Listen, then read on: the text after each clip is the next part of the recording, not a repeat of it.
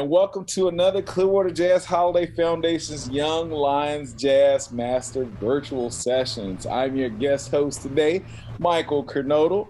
And you know what? Today's educator is going to be none other than Professor Brandon Robertson, and the topic is records all rhythm players should have. I am so looking forward to this one. And I don't know if you missed the last one, you definitely need to go check it out. We had a topic which was, are transcriptions worth it? That was a gold mine, so hopefully you can go back and listen to that. And just for everybody that's coming in, we welcome you today. We thank you for taking out that time to come hang out with us to talk about this great topic. Don't forget, if you have any feedback or future session topics you'd like to hear, you can always email us at info@clearwaterjazz.com. Also, there's going to be more upcoming free sessions posted here at just go to our website, www.clearwaterjazz.com/education. And we thank you for being here today. And we also want to thank our sponsors. Just be sure to check out the studio archive of past sessions. And we thank our sponsors over there at Blue Water Wealth Management, at Stewart Partners, and Duke Energy, as well as the Young Lion Podcast. Make sure you check that out wherever you can stream. And that's sponsored by our friends over there at Marine Max Clearwater. So just search Young Lions Jazz Master Sessions wherever it is streamed. So just a little bit about my good friend here, Professor Brandon Robertson. He is an Emmy-nominated music director, professional upright electric bassist, composer, and music educator, originally from none other than Tampa Bay. And I think they call it Champa Bay now. Champa Bay. He completed his Bachelor's of Arts in Music from Florida State University in 2009 and a Master's of Music and Jazz Studies in the spring of 2016. And currently, Brandon is Director of Jazz Studies and Director of the FGCU basketball band at Florida Gulf Coast University in Fort Myers, Florida.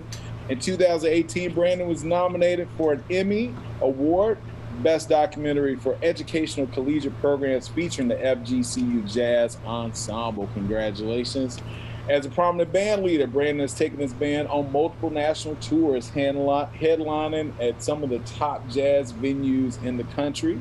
And just to add to his very impressive resume, Brandon has performed with notable acts such as the world-famous Count Basie Orchestra, led by the director Scotty Barnhart. How about this? Vocalist Carmen Bradford, Jason Marcellus, Marcus Roberts, Marty Morrell, list goes on, and Wyclef Gordon. And he's been featured as a performer and band leader at various national jazz festivals. And just recently, not to toot his horn too much, he did release his debut album entitled Based on a True Story in fall of 2019, which reached all the way up to number 16 on the iTunes Top 200 release. So, without any further delay, Professor, the stage is all yours. Mr. Kernodle, man. First of all, I love you, brother. Thank you so much for the awesome introduction. You are the best MC, and of course, my man Steve as well. Love you guys. To the Clearwater Jazz Holiday Foundation, thank you all once again for having me back. I always love doing these sessions. They're a lot of fun for me, but it's more entertaining that I get to actually share the knowledge that was passed down to me to the next generation. And that's what I really look forward to when I do these sessions, these virtual master classes. So thank you all once again. So for today's topic, this is something that I actually struggled with when I first started college. Now, I was in high school. I didn't really listen to a lot of jazz like that. I did listen to jazz, but not like that. It was kind of force-fed because my grandparents listened to it all the time, but it was like white noise. And then when I got into high school and actually joined the jazz ensemble, I was like, okay, stuff makes sense now because I'm playing it, so when I hear it at home, it's starting to connect. But it wasn't some stuff that I was into. I was really into rap back in that day, G-Unit, T.I., all those guys. Just really heavily hip-hop. But my freshman year, when I got to Florida State, and I realized that all of my peers were speaking about some of these records I'm going to mention, I had no clue who they were talking about. Now, I knew of the musicians, I just wasn't aware of the recordings. So a lot of the songs that some of my peers were referencing to, or that they were actually demonstrating when we would just hang out and do a jam together, and they were like, oh, I remember playing this, learning this lick from this record, da da da, and everybody's like, oh yeah, that's from so, and I'm like, I have no clue what they're talking about. And so a friend of mine said, hey, you should probably just start writing down some of the recordings that they're saying and then go and listen to them, and then that way you kind of know what's going on. So over time, and I'd say over time, I'm talking over a decade span of time, I've just collect records and I've learned how to listen to a recording. And so as a rhythm section player, it's important for me to know what it feels like to play in a rhythm section, what it feels like to mesh and intertwine with the rest of the band, and particularly my bandmates that I'm the closest to on stage, which would be the pianist and the drummer. Since I'm either in the middle or however I'm staged, I'm always going to be near those two instruments and those two personnels. So in retrospect, when I'm listening to recordings, by default, I'm usually listening to the rhythm section first, because I want to hear and check out particularly what the bass player is doing, but then how the rhythm section players are interacting with each other in order to help enhance the level of music that's happening with the soloist, whoever that person may be. So today I took the time to write down 10 of the top 10 albums that, not that I think are that you should absolutely have, but I feel that are important for young rhythm section players and all players per se, but rhythm section players who struggle with what it feels like to play this music. Now, I had this conversation the other day with my jazz ensemble here at FGCU, and we're playing the Stan Kenton chart. We're playing Swing House. It was Swing House. And the way that the horns were playing, I was referencing to them to check out the record. I said, guys, have you really studied the record? Yeah, professor, we listened to it. I said, there's a difference between you just listening to it casually, but then you have intentions behind why you have intentions as to what you're listening to or listening for. So when I tried to explain that to them, I said, I can't stand here before you and teach you how to do that, because everybody's perception of rhythm and internal pulse is different. All of our heart beats differently. However, though, the band heartbeat is the same. It's one.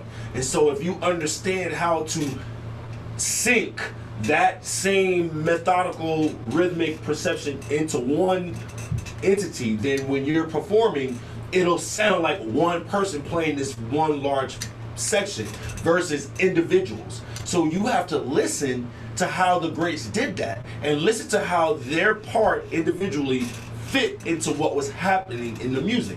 So when you're listening to these records I'm going to talk about, that's what you need to listen for. It's with an intentional effort to say, okay, how is it that this particular bass player feels when he plays with this group? How does the drummer feel when he plays with the group? The pianist, or the trumpeter, or the horn, or the saxophonist, or the trombonist, whoever the soloist, whoever the personnel is, how they fit together. And some of these members aren't in groups per se; they just collectively came together and made a recording. And for that, that's a whole different level of musicianship, because when you're not used to playing with somebody that you've never met before, there's a certain type of focus and understanding that you have to bring to the table. So as an individual, you have to understand your feel and know what that presence feel like. So if you're, again, listening to the recordings is going to help. So the first recording I'm going to talk about, this first recording was introduced to me in my junior year in my undergrad.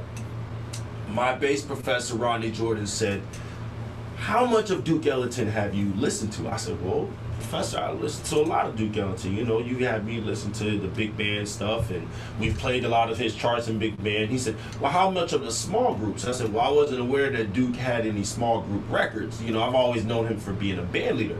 He said, well, he actually did a trio record of some of his originals. I said, oh, really? He said, yeah. And it's called Money Jungle.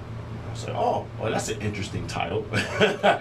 And this particular recording came out, I believe, in the 60s, early 60s. What do I have it? 1963, released in 1963.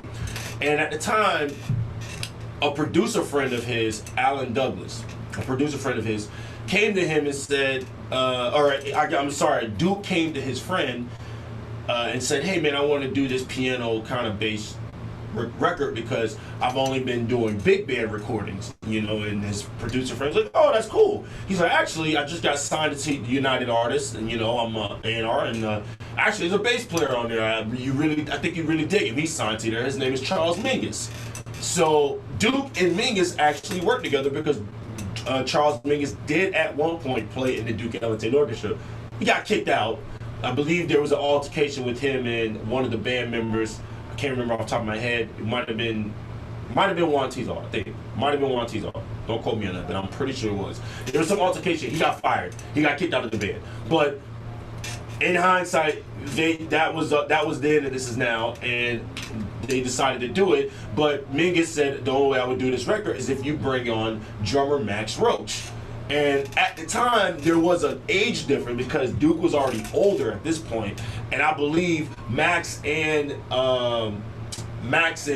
Charles Mingus were in their late to early 40s. So there's like an age gap between this group, and so you can hear on this particular record the maturity level between Duke Ellington's playing and then what Charles Mingus and Max Roach was doing. And this is pre-Max Roach, before he hooked up with after he hooked up with Clifford Brown. So he's already gone through this mechanical process, and to get on a recording like this, man, it was so much discipline.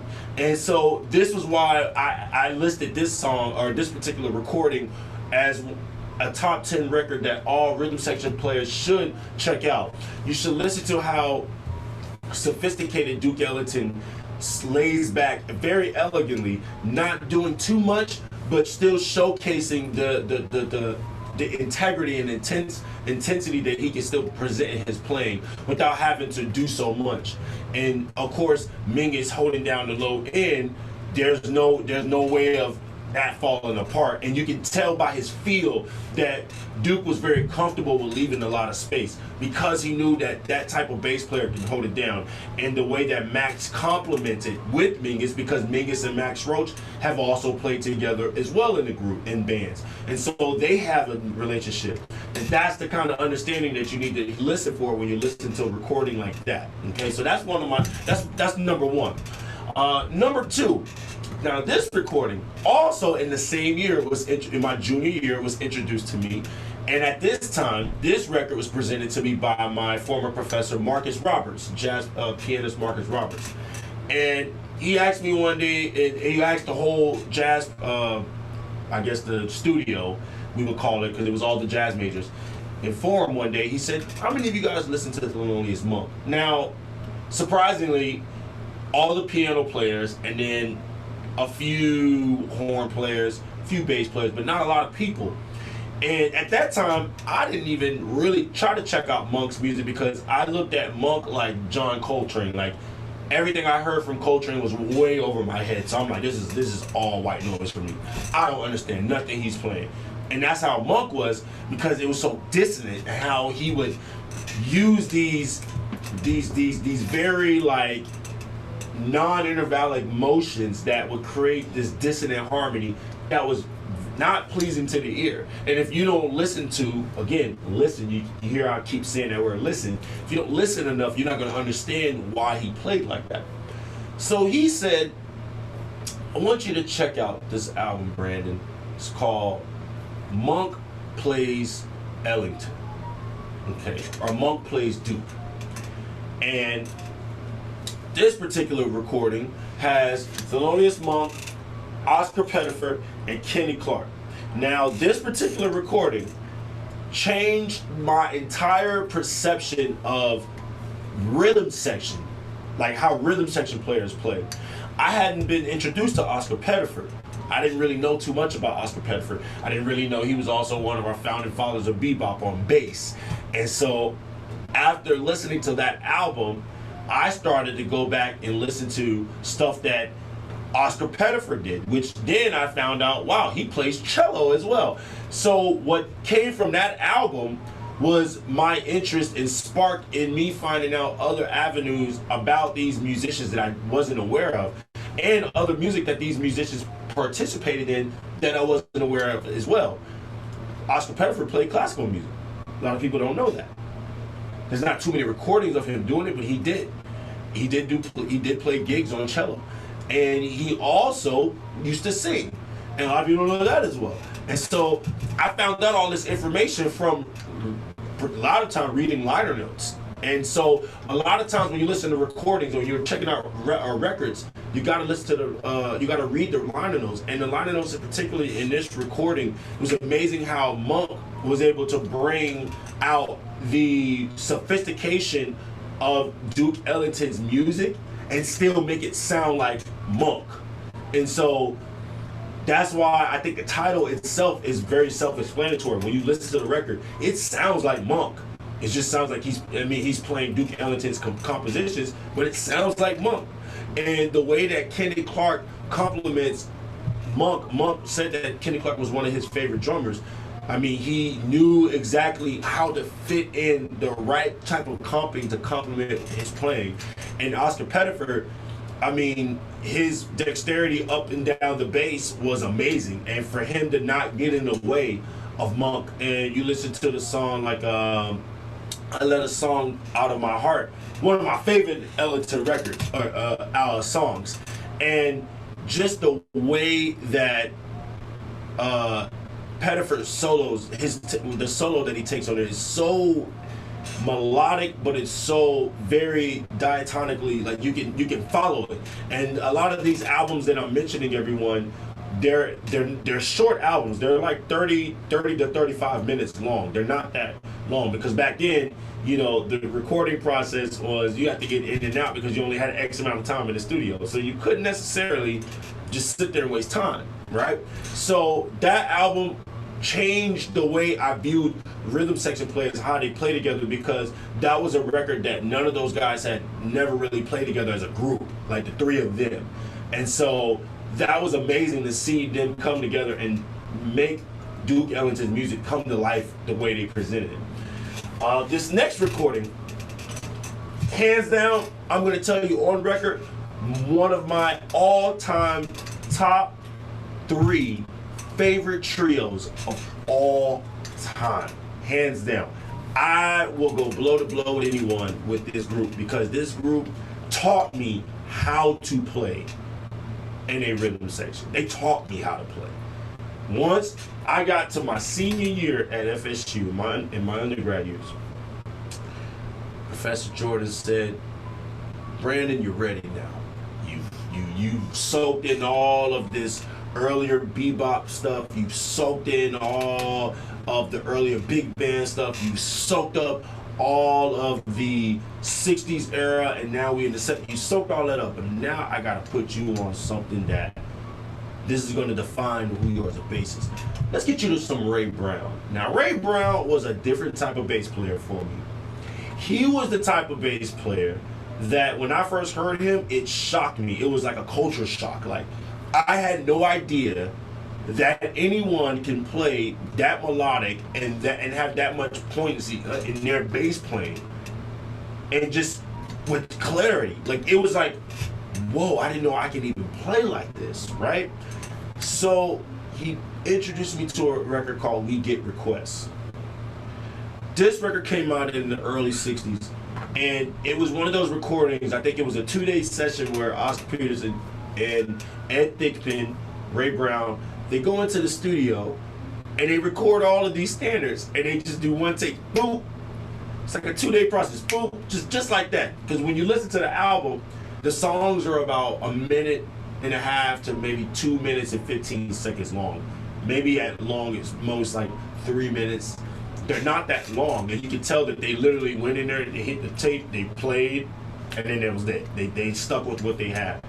But the way this group plays is they created conversations, and this was the first group I had listened to that I was able to follow along with what they were doing. Like, I can actually internalize the conversation that they were having amongst each other.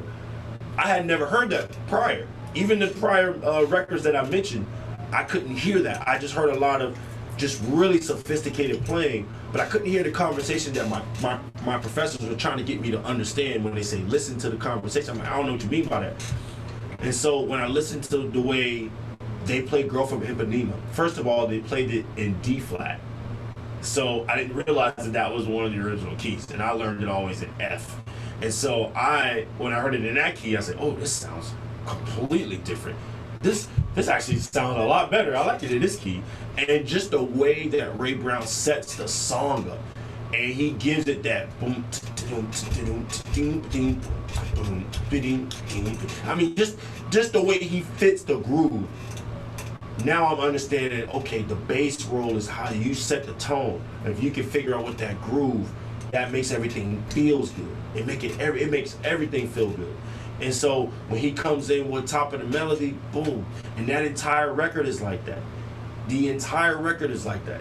They just create these musical palettes that each of them are just having these fun conversations with each other. And that's the camaraderie that you get from that particular record. So We Get Requests is definitely an album I would definitely recommend. One of my favorite tracks on there that I think I mentioned on the list is Girl from Ipanema. From the previous record, Monk Plays Duke, one of my favorite feature tracks that I recommend you check out is I Let a Song Out of My Heart. Love that track. That is like the most beautiful I've heard Monk play on that record. And then from Money Jungle, Caravan. Just the way that Mingus and Max like connect on that recording really sets it up nicely for Duke. And you can just tell just the two of them strongly know each other well enough to where they can take liberties and it'll still feel good. Okay. I have two more recordings that I want to mention. This next record here, first of all, rest in peace to Chick Corea, who was one of the greatest contributions to this music. I mean,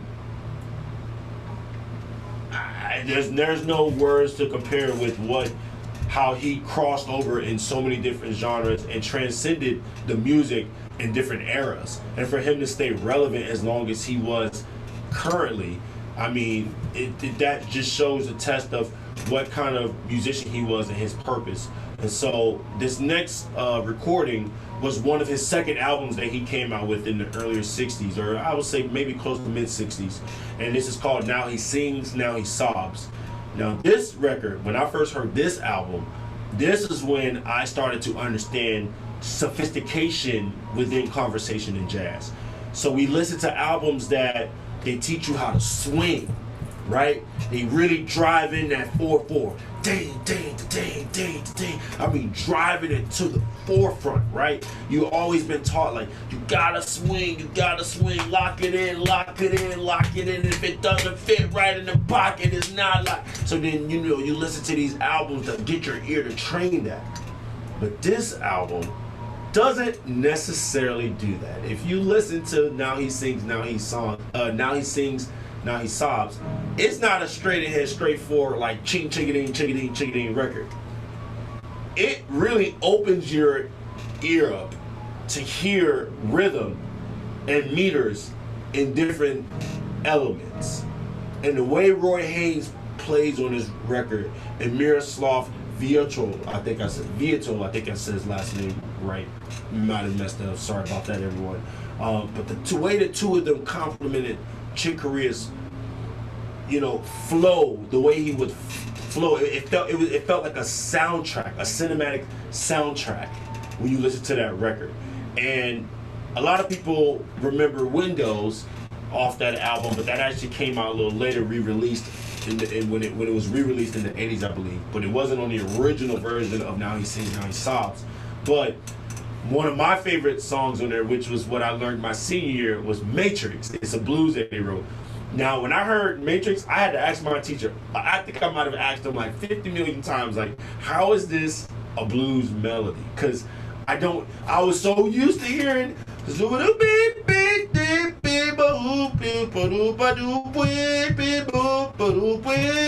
know, you hearing like blues, and then you hear this, I'm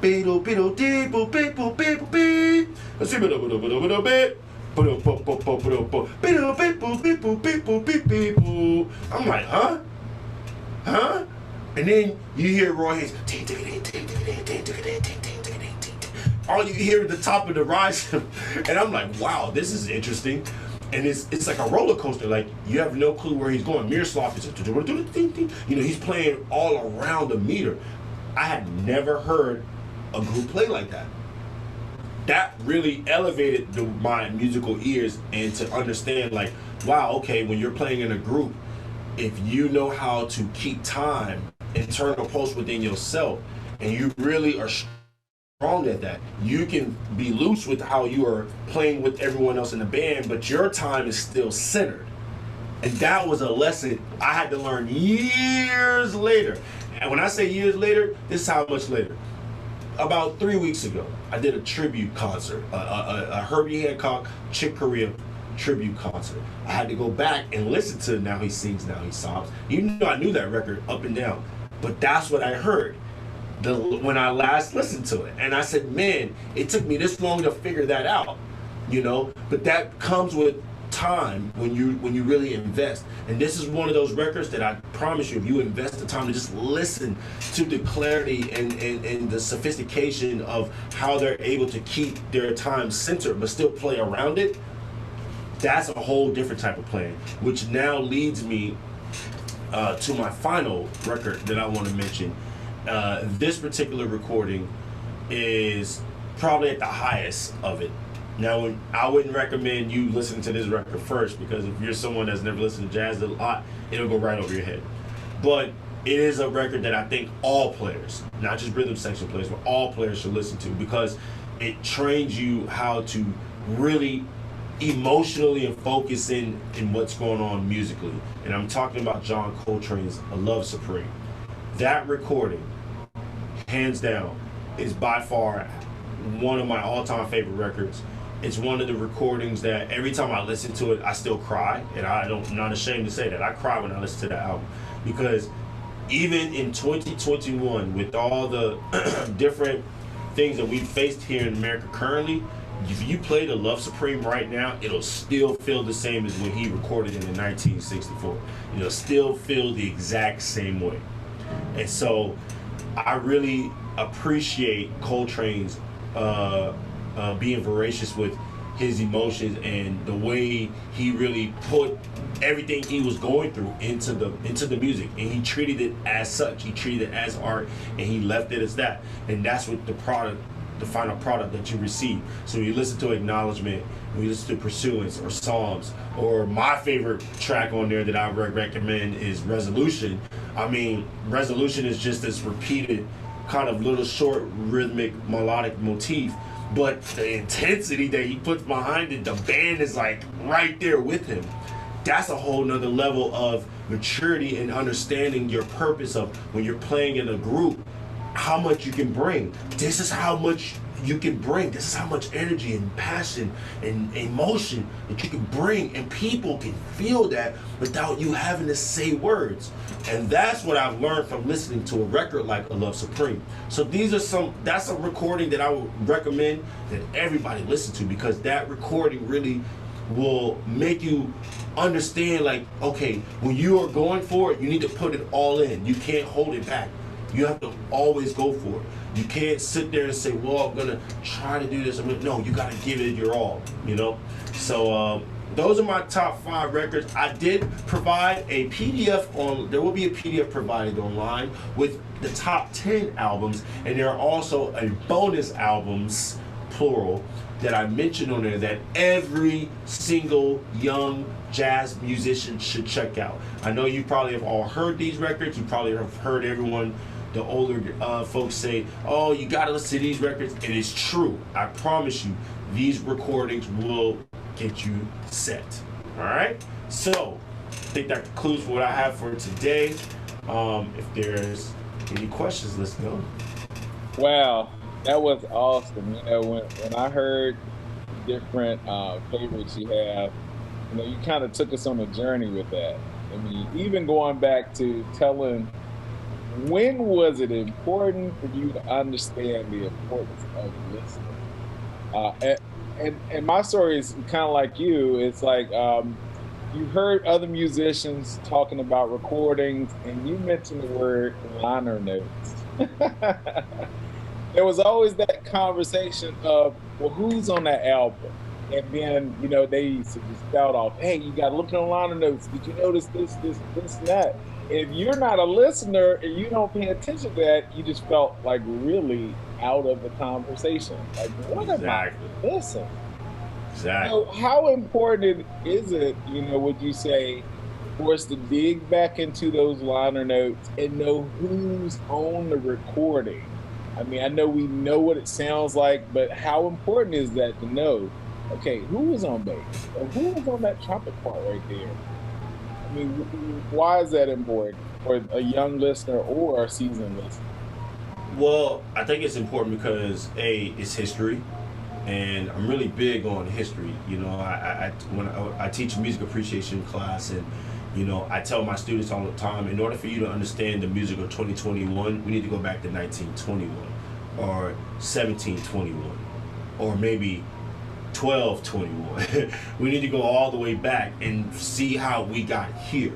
And so when you're reading the liner notes, you're learning about really the history of that time period, because they're telling you about things that are happening, like, oh, you know, when Philly Joe was originally supposed to be on Kinda Blue and he missed the session, so Jimmy Cobb was the drummer that they brought in. Imagine if Philly Joe actually showed up.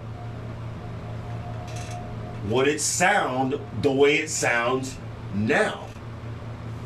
You wouldn't know that if you didn't read the liner notes. That's history, right? That might be a story, but it's a history in time. It's not like he flew. He missed a train.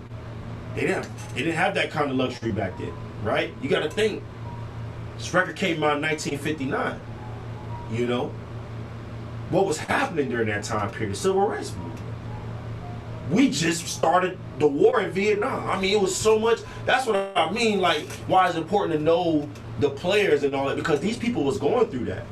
You know, did they know that John Coltrane served in was in the armed service?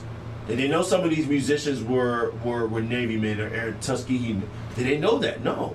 They mention a lot of these things in the liner notes. You know, they talk about, you know, you read about what happened with Bud Powell and how he went crazy at the end of his life, you know, and when he got Baker Act, you know, like he got shock treatment, and you don't know about all these things until you go and research the players. And then when you research the players, and I teach my jazz band this, when you research the musicians and you learn about their life, it makes you play different, because now you start to understand the feelings of what these musicians were dealing with in that time period. So when you're hearing this music, like when you listen to Goodbye Pork Pie, you know, Charles Mingus, you know, when you hear that,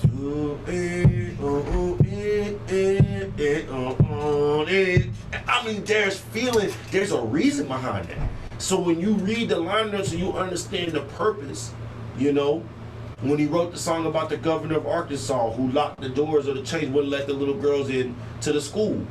You know, when they finally were starting to desegregate that area. These are things that you learned in the liner notes. So that's why I mentioned that. Like, you can't just listen to the record and then not know who you're listening to. And I'm not talking about you just know their names. No, and their instruments. No, you need to know who they are. You know what I'm saying? Yeah, and that's why. After you hear Coltrane say Alabama, and you really know what that was about, it changes the whole entire song.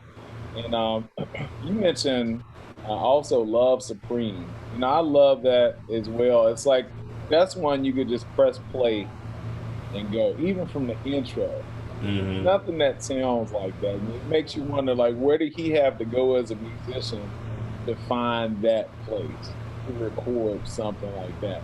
And sometimes with jazz documentaries, I've seen some that are just not well put together and it's not interesting, you know. But lately, I've seen some good stuff come out that's kind of drawing more eyes, you know, whether it's Miles and a couple people. Do you have any favorite documentaries that you may recommend somebody to look at or check out?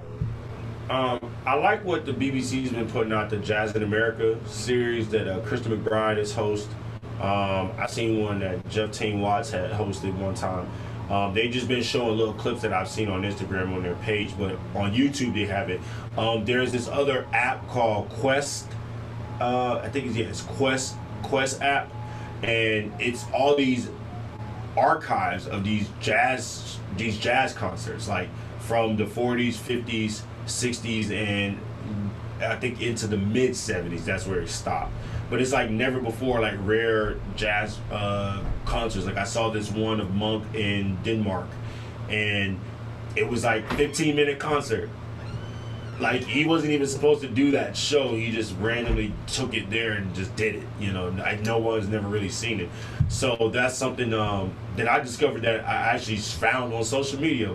From, believe it or not, I think it wasn't a high school kid. It was a college student, but he shared the video and then he tagged them in the video. So when I clicked on their Instagram page, they had all these archives of these concerts, and I was like, oh man, what is this? So I started looking through some of them, and they're like, oh, just go to our YouTube channel. So I believe it's Quest app, QS. Sorry, not Quest, or I guess Quest.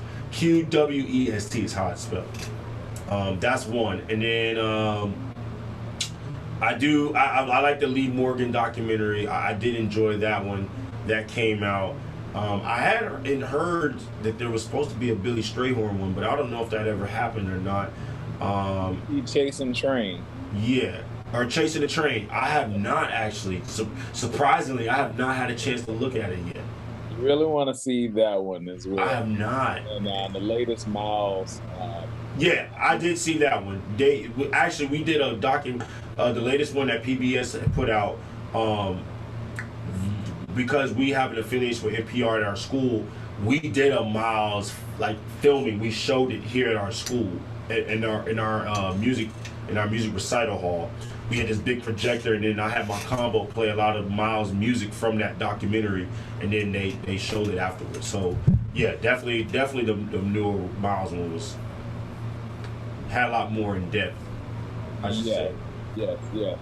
Okay, well, thank you for sharing those your favorites. Now I got a few favorites. Of course, love Supreme, but I love Quincy Jones's Finest Hour. That's a smoking one. You know, everybody they really sleep on Quincy Jones in the jazz. Yeah. You got to mention Count Basie's Atomic Mr. Basie. I'm a big Roy Hargrove fan as well. You know, Ear Food. Even my kids love that, you know, and it's big band recording. So it's so many awesome recordings out there. Whether you're new to this or you're a seasoned musician, listening. Just like Professor Robertson said, get in the liner notes, know the history, and it's going to mean so much more to you. We want to thank you for your expertise on this, Professor. Thank you. We recommend everybody. Please tell other people the great things you're hearing here on the Young Lions Jazz Virtual Sessions. Remember, if you enjoyed today's session and you want to check out the upcoming free ones, just go to our website, www.clearwaterjazz.com/education.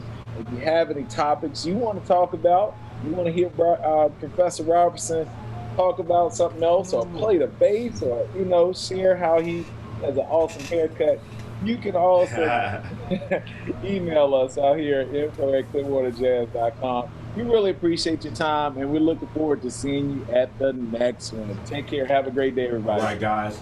Have a good one. Thank you.